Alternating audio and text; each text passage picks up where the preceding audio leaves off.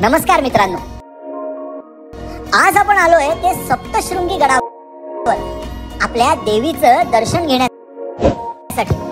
इथे मंदिरापर्यंत पोहोचायचं असेल तर साधारण 500-550 पायऱ्या चढाव्या लागतात, किंवा मग मंदिराच्याच बाजूला रोपवेची सुद्धा सोय आहे. पण अहो, खरी मजा ही पायऱ्या चढत येण्यातच आहे.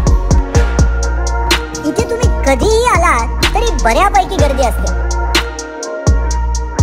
कारण आपल्या महाराष्ट्रातलं, विशेष करून नाशिक शहराजवळचं हे अतिशय प्रसिद्ध असं देवस्थान आहे. काय मस्त वाटतंय ना इथं आल्यानंतर. हे बघा किती सुंदर, प्रसन्न, मनमोहक रूप आहे हे देवीचं.